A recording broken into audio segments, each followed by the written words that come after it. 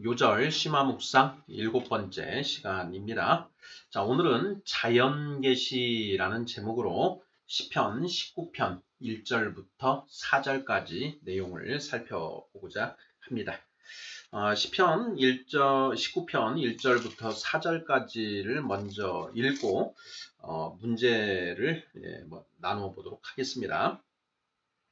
시편 19편 1절 하늘이 하나님의 영광을 선포하고 궁창이 그의 손으로 하신 일을 나타내는도다. 날은 날에게 말하고 밤은 밤에게 지식을 전하니 언어도 없고 말씀도 없으며 들리는 소리도 없으나 그의 소리가 온 땅에 통하고 그의 말씀이 세상 끝까지 이르도다. 하나님이 해를 위하여 하늘에 장막을 베푸셨도다. 네, 이렇게 해서 1절부터 4절까지 말씀입니다. 자, 문제는 모두 9개로 구성되어 있습니다. 문제를 읽어보도록 하겠습니다. 1번 1절 무엇이 하나님의 영광을 선포하고 무엇이 하나님의 손으로 하신 일을 나타낸다고 하나요? 2번 2절 날은 날에게 말한다고 합니다. 무엇을 말한다는 것인가요? 3번 밤은 밤에게 지식을 전한다고 합니다. 무슨 지식을 전한다는 것일까요? 4번 3절 세 가지가 없다고 합니다. 무엇인가요? 5번 4절 무엇이 온 땅에 통한다고 하나요? 6번 4절 무엇이 세상 끝까지 이른다고 하나요? 7번 계시는 무엇인가요? 8번 계시에는 두 가지가 있습니다. 무엇과 무엇인가요? 9번 인간은 무엇으로 자연 계시를 알 수 있나요? 자, 이렇게 해서 모두 9개의 질문으로 이루어져 있습니다. 요절 심화 묵상 7번째 시간으로 자연 계시에 대해서 살펴보고자 합니다.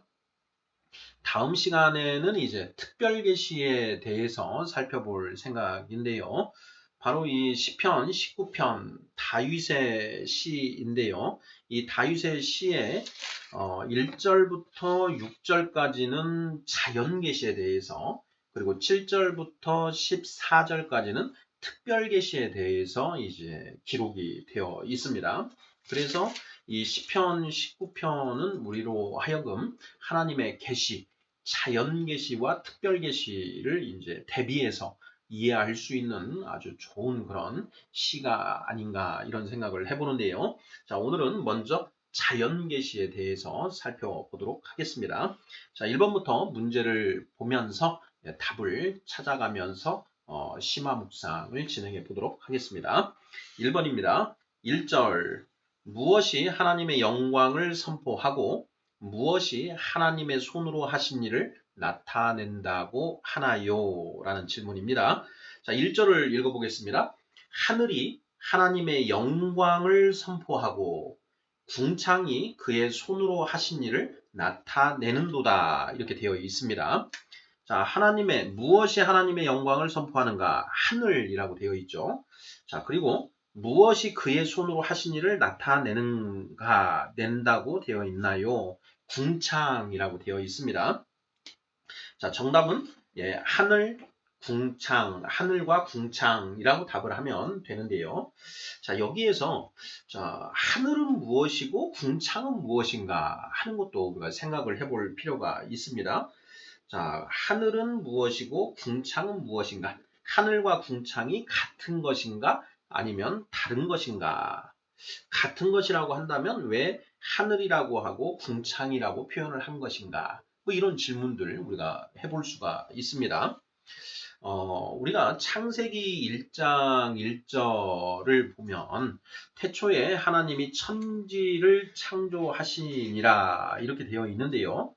자, 여기에 하늘과 땅을 창조하셨다라는 것인데 이걸 이제 영어 성경으로 읽어보면 heavens라고 해서 heaven의 그 복수형으로 되어 있습니다. 그러니까 하늘들과 땅을 창조하시니라 이렇게 되어 있는데요. 바로 이 하늘이 여러 개다라는 것을 알 수가 있는 것이지요. 우리 사도 바울 선생은 또 내가 삼층천에 갔다 왔었다라고 하는 것을 또 이야기를 합니다. 그래서 거기에 삼층천이 무엇인가 도대체 이런 그 세 번째 하늘, 그래서 첫 번째 하늘, 두 번째 하늘, 뭐 세 번째 하늘 이렇게 우리가 하늘이 여러 개다라는 것을 우리가 이제 관념해 볼 수가 있는 것이고요. 성경을 통해서 그러면 그런 의미에서의 하늘과 또 궁창은 좀 다른 의미가 아닐까? 뭐 이런 부분들 우리가 충분히 한번 생각을 해보아야 되는 그런 문제입니다. 이 문제는 한번 우리가 향후 묵상 과제로 남겨두고요. 오늘은 자연계시에 충실하게 본문 말씀만 가지고 얘기를 나눠보도록 하겠습니다. 자, 무엇이 하나님의 영광을 선포한다고 하고 있습니까? 하늘이 하나님의 영광을 선포한다. 자, 무엇이 하나님의 손으로 하신 일을 나타낸다고 하나요? 궁창이 그의 손으로 하신 일을 나타내는도다. 그래서 하늘 그리고 궁창 이렇게 답을 하시면 정답이 되겠습니다. 자, 2번 문제 보겠습니다. 2절 날은 날에게 말한다고 합니다. 무엇을 말한다는 것인가요?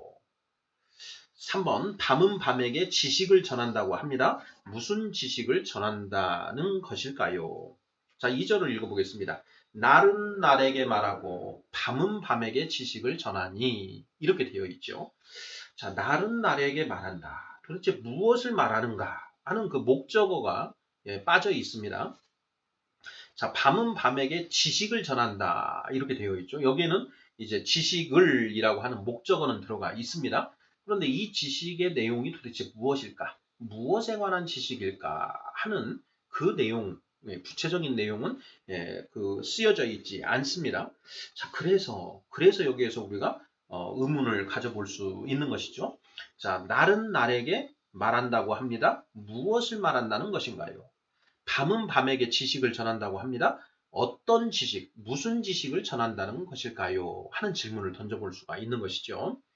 자, 이것에 대한 답을 어떻게 우리 성도님들께서는 답을 뭐라고 하시겠는지요? 저도 이 말씀을 가지고 고민을 많이 하고 묵상을 해봤는데, 목적어가 빠져 있다. 그렇다면 분명히 그 목적어는 앞에 제시되어 있거나 또는 뒤에 제시되어 있어야 됩니다. 맥락을, 이 문장의 맥락을 살펴서 그 답을 찾아 들어가는 것이 기본적인 어떤 그런 독법이니까요. 자, 1절부터 보면은요. 하늘이 하나님의 영광을 선포하고 궁창이 그의 손으로 하신 일을 나타내는도다. 날은 날에게 말하고 밤은 밤에게 지식을 전하니 언어도 없고 말씀도 없으며 들리는 소리도 없으나 그의 소리가 온 땅에 통하고 그의 말씀이 세상 끝까지 이르도다. 이렇게 되어 있습니다. 저는 이제 그 1절에 나와 있는 하나님의 영광, 하늘이 하나님의 영광을 선포하고 궁창이 그의 손으로 하신 일을 나타낸다라고 되어 있으니, 자, 하나님의 영광과 하나님의 손으로 하신 일, 그것을 날이 날에게 전한다. 날이 날에게 말하고 여기에 목적어가 되어야 맞지 않을까 이렇게 생각을 해봤고요. 또 밤은 밤에게 지식을 전하는데 어떤 지식인가? 하나님의 영광에 관한 지식, 그리고 또 하나님의 손으로 하신 일에 관한 지식을 전한다. 이렇게 보는 것이 가장 정확한 답이 아닐까 이렇게 생각을 합니다. 곧 1절에 기술되어 있는 하나님의 영광 그리고 하나님의 손으로 하신 일, 이것을 날은 날에게 말하고 밤은 밤에게 그에 관한 지식을 전한다. 이렇게 우리가 읽고 들어가는 것이 가장 맞지 않을까 이렇게 생각을 해봅니다. 4번 문제 보겠습니다. 3절 세 가지가 없다고 합니다. 무엇인가요? 3절을 읽어보죠. 언어도 없고 말씀도 없으며 들리는 소리도 없으나 이렇게 되어 있죠. 세 가지가 없습니다. 언어, 말씀, 소리, 들리는 소리가 없다라는 거죠. 자, 여기에서 소리가 없다라고 하면 안 되고요. 들리는 소리, 들리지 않는 소리도 있을 수 있다. 예, 소리에는 들리는 소리가 있고 들리지 않는 소리가 있다. 뭐 이렇게도 우리가 생각해 볼 수 있으니까요. 자, 어찌됐든 본문에 충실하게 해서 본다면 언어가 없고 말씀이 없고 들리는 소리가 없다. 예, 이렇게 세 가지 답을 하면 되겠습니다. 자, 다음 5번 문제입니다. 4절. 무엇이 온 땅에 통한다고 하나요? 4절 보겠습니다. 그의 소리가 온 땅에 통하고, 온 땅에 통한다. 무엇이? 그의 소리. 여기에 그는 누구인가? 그의 소리. 그. 이걸 이제 보는데 영어 성경, ESV 성경은 좀 굉장히 그 흥미로운 그 단어를 사용을 하고 있습니다. 자, 시편 19편인데요. 자, 시편 19편. 자, 4절에 보면 이렇게 되어 있습니다. Their voice goes out through all the earth. 이렇게 되어 있고요. And their words to the end of the world. 이렇게 되어 있습니다. Their voice, their words 이렇게 되어 있는 거죠. their이라는 표현을 썼습니다. 그런데 우리 개역개정 성경에는 그의 소리가 온 땅에 통하고 그의 말씀이 세상 끝까지 이르도다 이렇게 되어 있습니다. 왜 이게 그의 개역개정에서는 그라고 이렇게 번역을 했는데 ESV 성경에서는 대열이라고 번역을 했을까 하는 부분요. 예, 우리가 충분히 또 살펴보아야 할 부분인데요.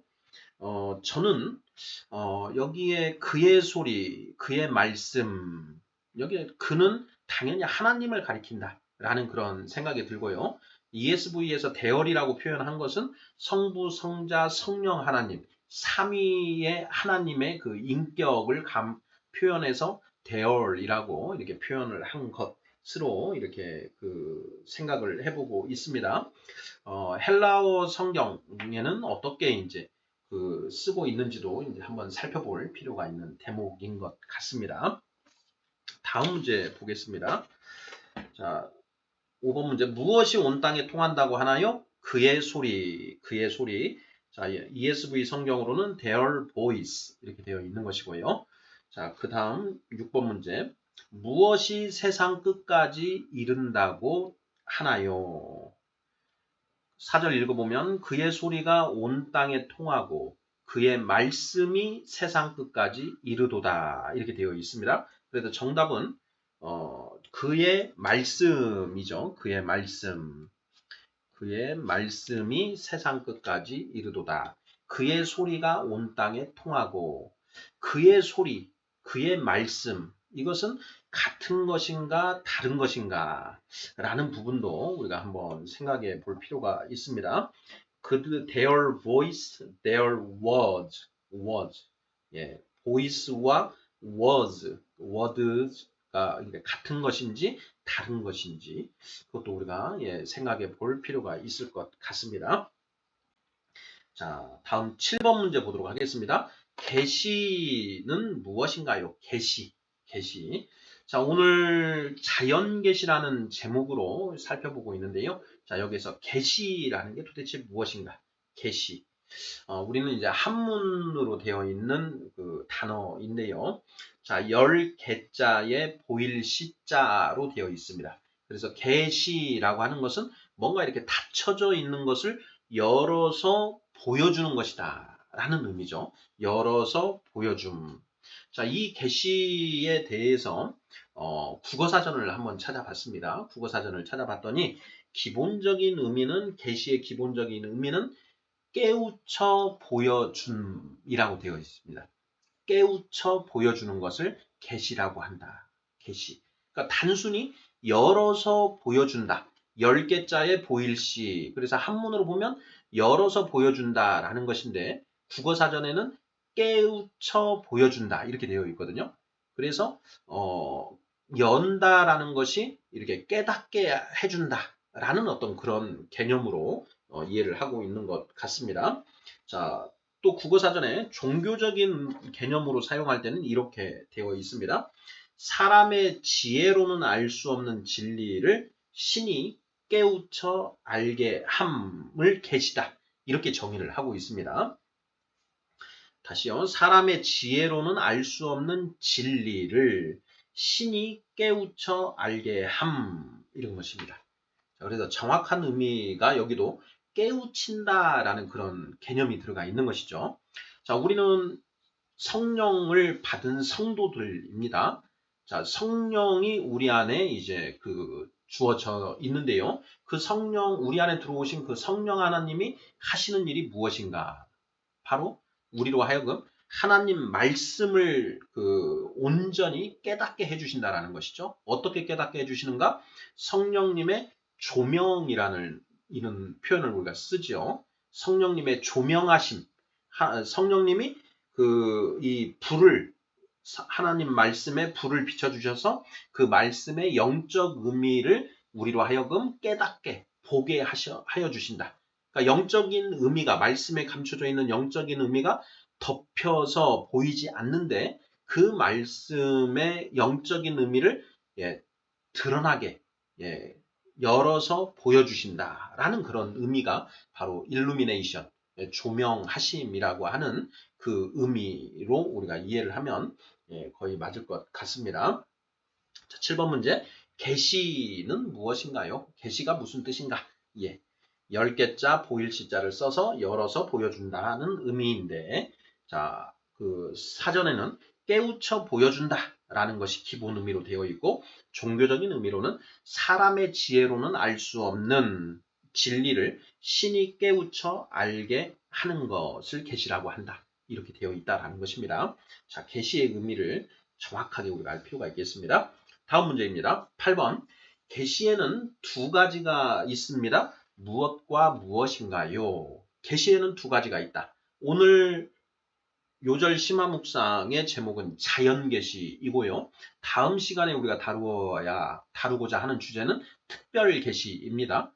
자, 계시에는 자연계시와 특별계시가 있다라는 것이죠. 자, 자연계시는 무엇이고 특별계시는 무엇인가? 자, 자연계시도 한번 사전을 찾아봤습니다. 자, 자연계시란 인간의 구조와 자연 현상을 통하여 전달된 계시로서 자연이나 우주에서 나타난 사실들을 구체화한 계시를 가리킨다. 과학자나 천문학자들의 연구는 자연 계시의 작은 결과물이다. 그러나 우리의 죄와 피조물의 한계로 인해 무한하신 하나님의 본질을 알기에는 너무 부족하다. 이 정도 내용으로 이렇게 기술이 되어 있습니다. 자, 특별계시는 또 무엇인가? 자, 특별계시는 기적이나 성경과 같은 초자연적인 수단을 통하여 주어진 계시를 이 특별계시다. 이런 식으로 이제 정의를 하고 있습니다. 자연계시와 특별계시가 있다. 계시에는 두 가지 종류가 있는데요. 자, 자연계시는 하나님이 창조하신 이 세상에 드러나 있는 그 하나님이 창조하신 이 피조물들을 관통하고 있는 하나님의 뜻, 하나님의 법, 이것을 자연계시라고 하고, 자, 특별계시는 무엇이냐? 하나님이 그 시내산에서 모세에게 십계명을 이렇게 주셨습니다. 또 하나님이 모세에게 말씀하셔서 모세로 하여금 이러이러한 이제 율법을 이스라엘 백성들에게 가르치고 지키게끔 하셨지요. 그렇게 하나님이 특별히 주신 그 말씀, 이것이 바로 특별 계시다. 우리가 19장 3절에서 언어도 없고 말씀도 없으며 들리는 소리도 없으나 날이 날에게 전하고 밤이 밤에게 전하는 것. 하늘이 하나님의 영광을 선포하고 있고 궁창이 그의 손으로 하신 일을 나타내는 것. 이것이 이제 자연계시다라는 것인데요. 자, 언어, 말씀, 들리는 소리로 주어진 것. 이것이 바로 이제 특별계시다. 이렇게 우리가 이해를 하면 정확하겠죠. 성경을 통해서, 말씀을 통해서 우리가 이해를 해보면 하나님이 창조하신 이 피조 세계를 관통하고 있는 하나님의 그 법을 자연계시라고 하고, 하나님이 특별히 언어, 말씀, 들리는 소리로 주신 하나님의 법을 이제 특별 계시라고 하면 된다라는 것이죠. 그래서 자, 우리가 계시에는 두 가지가 있다. 자연 계시와 특별 계시. 자, 특별 계시의 대표적인 것은 바로 모세를 통해 주어진 율법이라고 할 수가 있는 것이죠. 그 율법이 어디에 기록되어 왔는가? 바로 구약 성경에 기록이 된 것이지요. 또 예수님을 통해서 주어진 신약의 말씀들, 또 다른 사도들을 통해서 주어진 그 신약의 말씀들도 다 특별 계시에 해당하는 것이죠. 그래서 우리가 가지고 있는 특별 계시라고 한다면 바로 성경 66권에 기록된 하나님의 말씀, 이것이 바로 특별 계시다. 이렇게 이해하면 뭐 거의 틀림없다라고 이렇게 생각되고요. 자, 자연 계시는 이제 하나님이 창조하신 이 피조물, 피조 세계에 아로 새겨져 있는 하나님의 법을 이제 자연 계시다라고 한다라는 것이죠. 자연 계시와 관련해서 우리가 지금 시편 19편의 1절부터 이제 6절까지 4절까지 이제 6절까지가 전부 그 내용인데요. 그걸 우리가 살펴봤는데 이 외에도 로마서 1장 20절이 자연계시와 관련된 아주 대표적인 어떤 그런 말씀이지요.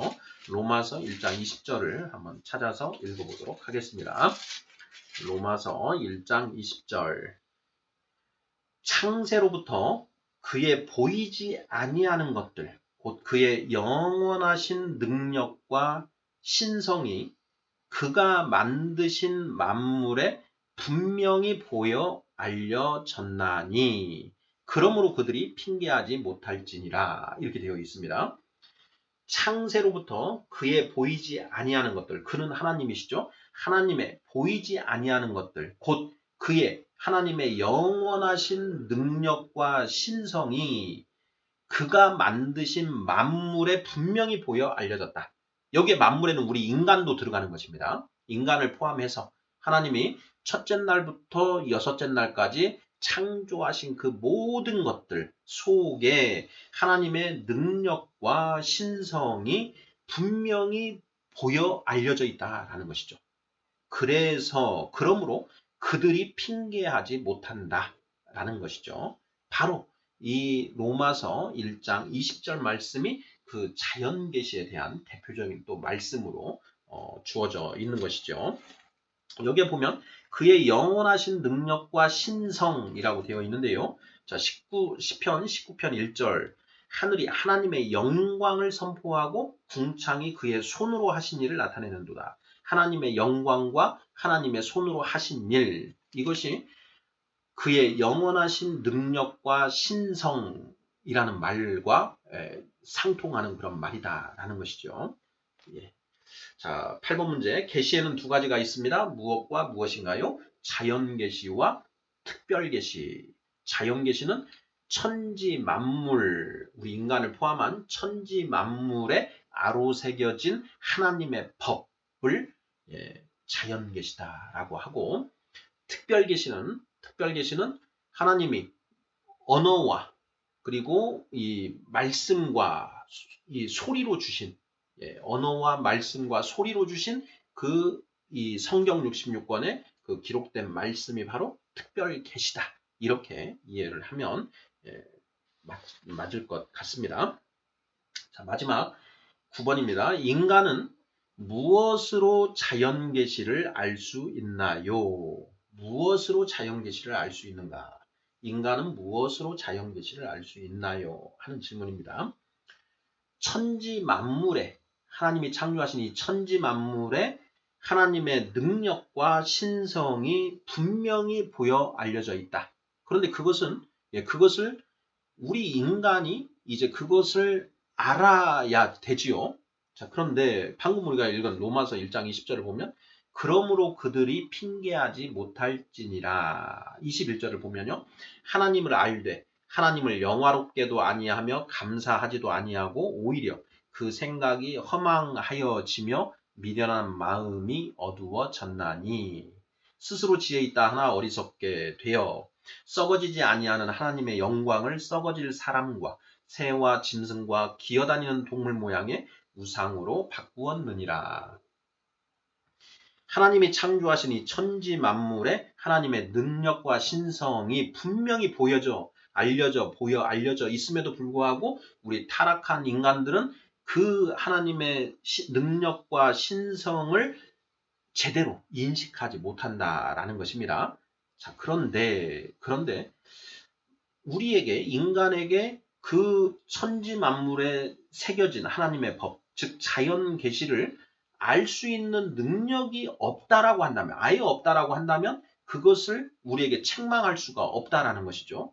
자, 그런데 그걸 책망하신다라는 것은 우리가 타락하였지만 타락한 인간이 얼마든지 그 천지 만물에 새겨진 하나님의 법을 찾아서 알 수 있다. 천지 만물에 새겨져 있는 하나님의 법만큼은 우리가 찾아서 알 수 있다라는 것을 전제로 했기 때문에 책망하는 것이 가능하다라는 것이죠. 그래서 자, 과연 우리는, 인간은 무엇을 통해서 그 자연 계시, 천지 만물에 새겨진 하나님의 법을 인식할 수 있는 것인가? 라는 질문을 던지게 된다라는 것입니다. 자, 9번 질문입니다.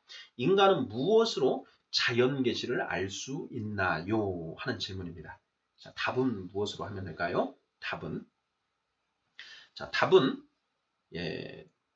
이성과 양심, 이렇게 답을 하면 충분한 답이 되지 않을까, 저는 그렇게 묵상을 해봤습니다.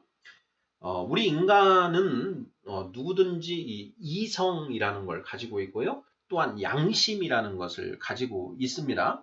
이성과 양심을 가지고 있다. 사람이 이성을 가지고 있다라는 것은 어떤 누구도 지금까지 살아온 철학자들, 그런 신학자들도 인간이 이성을 가지고 있다라는 점에 대해서는 부정하지 않습니다. 또한 인간이 양심을 가지고 있다라는 점도 부정하지 않지요. 그 양심과 관련해서는 로마서 2장 14, 15절에 이제 이 양심에 관한 내용이 나옵니다. 한번 읽어보겠습니다. 로마서 2장 14절입니다. 율법 없는 이방인이 본성으로 율법의 일을 행할 때에는 이 사람은 율법이 없어도 자기가 자기에게 율법이 되나니. 15절.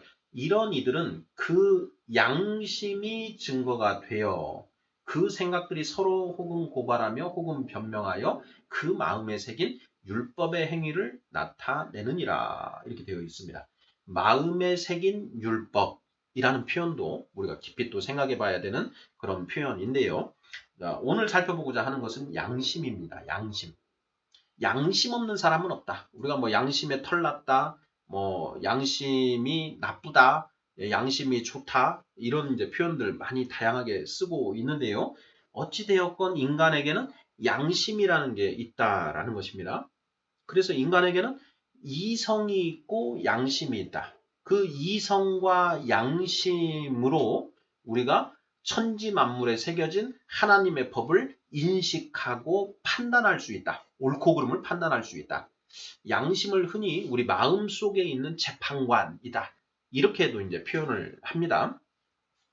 이성은 천지 만물에 새겨진 하나님의 법을 인식할 수 있는 수단이 되는 것이고요. 그리고 양심은 그것을 가지고 인식한 그것을 우리가 실제 생활에 적용하는 데 있어서 선과 악을 이렇게 변별하고 판별하는 그러한 어떤 마음의 재판관 역할을 한다. 그래서 인간이 가지고 있는 이성과 양심을 통해서 우리가 하나님의 이 자연 계시를 깨닫고 알 수 있다라는, 이렇게 답을 하면 맞지 않은가 싶습니다. 자, 이제 여기에서 우리가 또 하나를 더 심화해서 묵상을 해봐야 될 것이, 자, 그러면 우리 인간이 가지고 있는 이성과 양심이라는 것은 언제 우리에게 주어졌을까 하는 이제 이런 질문을 한번 던져볼 수 있습니다. 자, 인간은 누구나 이성과 양심을 가지고 있다라고 했습니다. 자, 그 이성과 양심이 도대체 언제 주어진 것일까 하는 그런 질문입니다. 자, 이와 관련해서 제가 이제 살펴보면 두 가지 견해가 있을 수 있다. 예, 두 가지 그 입장을 한번 그 말해 보겠습니다. 자, 첫 번째 입장은 우리 인간이 처음에 이제 하나님이 인간을 창조하셨지 않습니까? 흙으로 하나님의 형상에 따라서 인간을 창조했는데 그 창조된 인간에게 이성과 양심이라는 것이 있었다라는 겁니다. 자, 그리고 그 인간이 그렇게 창조된 인간이 선악과를 먹음으로써 이제 영적인 타락이 이루어졌는데 그 전적인 타락이라고 이렇게 얘기를 하죠. 자, 그런 전적인 타락에도 불구하고 자, 이성과 양심이라는 것은 잔존했다. 예, 이성과 양심은 그때 남았다. 타락에도 불구하고 선악과를 먹고 타락했음에도 불구하고 이성과 양심은 남아서 우리에게 그것이 이제 유전, 아담과 하와의 자손인 우리에게 유전이 되어서 우리도 이성과 양심이라는 것을 가지게 된 것이다. 자, 이렇게 설명하는 입장이 하나가 있습니다. 이걸 일설이라고 할 수가 있겠고요. 자, 이설은 무엇이냐? 이설. 자, 하나님의 형상으로 창조된 그 아담과 하와가 에덴 동산에서 선악과를 먹음으로써 이제 영적으로 죽게 되었습니다. 예, 죄와 허물로 인해서 죽어버린 것이죠. 영이 죽어버렸습니다. 그런 영적인 죽음을 우리는 완전 타락, 전적인 타락이라고 이렇게 얘기를 하는 것이죠. 자, 그렇게 완전히 타락된 그 인간에게는 어떤 뭐 일말의 양심도 이성도 완전히 없는 그런 그런 존재, 완전히 동물과 같은 그런 상태로 되고 말았는데 창세기 1장 3장 21절을 보면 이런 대목이 나옵니다. 여호와 하나님이 아담과 그의 아내를 위하여 가죽옷을 지어 입히시니라. 이 표현이 있습니다. 그 완전히 타락한 인간은 전적으로 타락한 그 인간은 전적으로 타락한 인간은 인간 최소한의 공동체도 이루고 살 수 없다. 보면은요. 아담과 하와가 선악과를 먹은 다음에 이제 아담과 하와 사이에도 이제 갈등이 시작됩니다. 그러면서 서로 이 죄의 책임을 이렇게 미루고 막 하는 것이죠.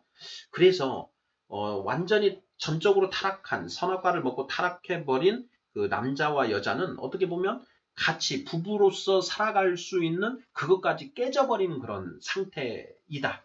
그런데 하나님이 그런 아담과 그 하와에게 가죽옷을 지어 입히셨다라는 것이죠. 그 가죽옷이 상징하는 것이 무엇일까? 예, 그 가죽옷이 상징하는 것이 곧 이성과 양심이다.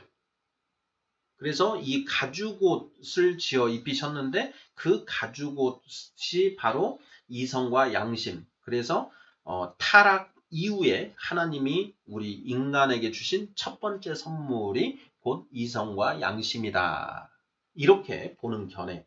이것이 두 번째 견해입니다.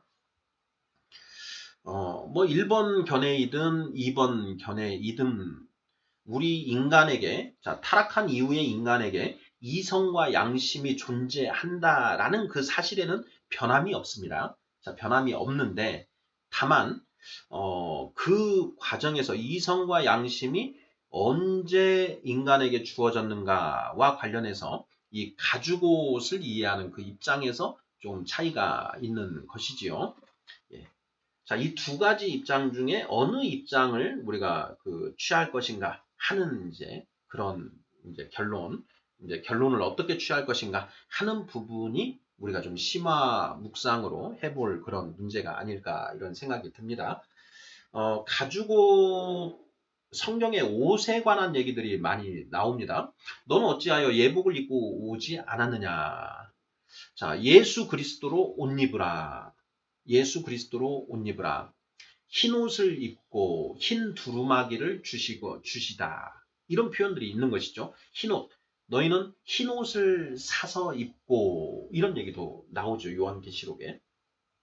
그래서 이 옷이라는 것, 가죽옷, 그리고 예수 그리스도로 옷 입으라, 흰 옷, 흰 두루마기, 이런 옷이 가지고 있는 상징적인 의미가 있다라는 것이죠. 그래서 창세기 3장 21절에 그 가죽옷에 어떤 특별한 의미를 한번 우리가 생각을 해보면, 이런 이설을 이제 생각해 볼 수가 있는 것입니다. 자, 9번. 인간은 무엇으로 자연계시를 알 수 있나요? 자, 정답은 이성과 양심이다 라는 것이요. 이성과 양심으로 천지 만물에 새겨진 하나님의 법을 인식하고 그 법대로 살아갈 수 있는 어떤 능력이 있다라는 것이죠. 지난 시간에 우리가 이런 내용으로 살펴봤었지요. 지난 시간에 살펴본 내용이 율법 세대와 성령 세대였고요. 예수와 율법이라는 제목으로 이제 했었는데, 그때 8번째 질문에서 서기관과 바리새인은 최후의 심판 때 무엇으로 심판받나요? 하는 그런 이제 질문이 있었습니다. 그거에 대한 답으로 우리가 서기관과 바리새인은 모세를 통해 받은 그 율법을 기준으로 천국이냐 지옥이냐 하는 그 심판을 받는다라는 이제 그런 내용을 나누었었고요. 자, 그러면 유대인들은 모세를 통해서 율법을 받았다. 그런데 자, 율법을 받지 않은, 모세를 통해서 율법을 받지 않은 이방인들은 무엇을 기준으로 심판을 받을 것이냐 하는 그 내용을 우리가 언급을 한 적이 있습니다. 자, 그 사람들, 그들은 바로 이 자연계시 율법, 그러니까 모세를 통해서 주어진 율법은 특별계시 율법이고요. 그리고 하나님이 창조하신 이 피조세계 에 계시되어 있는 그 하나님의 법은 자연계시 율법이다라는 것입니다. 그래서 자, 너희는 이성과 양심을 가지고 이 천지 만물에 새겨져 있는 하나님의 법을 너희는 인식할 수 있었고 또 그 법대로 살아갈 수 있었다. 그런데 너희가 그 자연 계시된 율법에 따라 살았는지 안 살았는지 이걸 기준으로 해서 천국 지옥이 결정된다. 그래서 이방인들은 모세를 통해서 율법을 받지 않은 이방인들은 최후 심판 때 무엇으로 받나요? 하는 이런 질문을 한다면 그때 정답은 자연계시 율법, 천지 만물에 새겨진 하나님의 법을 기준으로 심판을 받는다. 바로 그렇기 때문에 그 로마서 1장 20절에 그러므로 그들이 핑계치 못할지니라 라는 그 표현이 거기에 성립할 수 있는 것 아닌가라는 그런 묵상인 것입니다. 자, 로마서 1장 20절 다시 한번 읽어보겠습니다. 창세로부터 그의 보이지 아니하는 것들 곧 그의 영원하신 능력과 신성이 그가 만드신 만물에 분명히 보여 알려졌나니 그러므로 그들이 핑계하지 못할지니라. 너희가 모세를 통해서 특별계시 율법을 받지 않았더라도 너희들이 얼마든지 이성과 양심을 통해서 천지 만물에 아로 새겨져 있는 하나님의 법을 너희가 찾아서 그 특별 자연계시 율법에 따라서 살 수 있었음에도 불구하고 너희가 그렇게 살지 않았다. 그러니 너는 지옥. 너는 그걸 찾아서 그대로 살았으니 너는 천국. 이렇게 심판의 기준이 주어지는 게 아닐까 하는 그런 묵상인 것입니다. 자, 오늘 묘절 심화 묵상 7번째 시간으로 자연계시라는 제목으로 시편 19편 1에서 4절까지 살펴보았습니다. 5절, 6절까지 이제 마저 좀 더 살펴보시면 그 내용이 조금 더 이제 풍요로워지지 않을까 이런 생각을 해보는데요. 일단은 자연계시가 무엇인지라는 부분을 좀 정확하게 이해하기 위해서 1절부터 4절까지 살펴보았습니다. 계시에는 두 가지가 있다. 일반계시와 특별계시. 자, 인간은 무엇으로 자연계시를 알 수 있는가? 이성과 양심. 자, 이성과 양심. 우리에게 인간이라면 누구나 가지고 있는 이성과 양심은 도대체 언제 주어진 것인가 하는 문제까지요. 살펴보았습니다. 아멘.